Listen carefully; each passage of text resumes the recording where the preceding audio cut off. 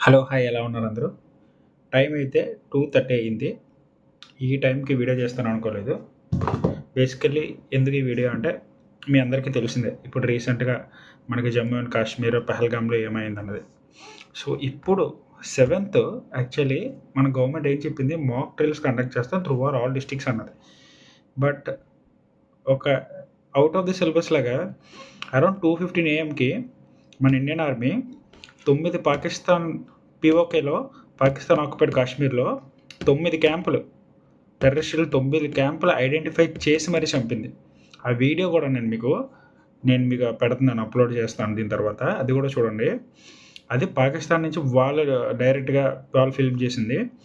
ఆ particular PoK occupied కాశ్మీర్‌లో ఏ క్యాంపులు అయితే టెర్రరిస్టులు ఉన్నాయో 9 క్యాంపులని స్ట్రైక్ చేసింది ఐడెంటిఫై చేసి. అంటే ఇన్ని రోజులు జస్ట్ అనాలిసిస్ చేసింది. ఎక్కడ ఉన్నారు? ఏంటి అసలు అన్నది. అని ఎవరైతే రిలీజన్ అడిగి మరీ చంపారో ప్రతి ఒక్కరిని చంపి ఈరోజు న్యాయం జరిగేలా చేసింది మన ఇండియన్ ఆర్మీ. సో, ఈ టైంలో అది కూడా జస్ట్ సెవెంత్ ఇంకా మాక్ డ్రిల్స్ కండక్ట్ చేస్తారు. మనం ఇంకా ఎకనామికల్‌గా వీళ్ళు దెబ్బ కొడతాం. ఈ టైప్‌లో ఆఫ్ ప్లాన్ అనుకున్నాను బేసిక్‌గా. ఇప్పుడు ఎందుకంటే వార్ అన్నది ప్రస్తుతం ఉన్న సిట్యుయేషన్స్‌లో బోత్ కంట్రీస్‌కి మంచిది కాదు. వాళ్ళు ఎలాగో నష్టపోతారు అది షూర్. మనం కూడా నష్టపోవాల్సిన అవసరం లేదన్న పర్టిక్యులర్ పాయింట్ ఆఫ్ వ్యూ నాది.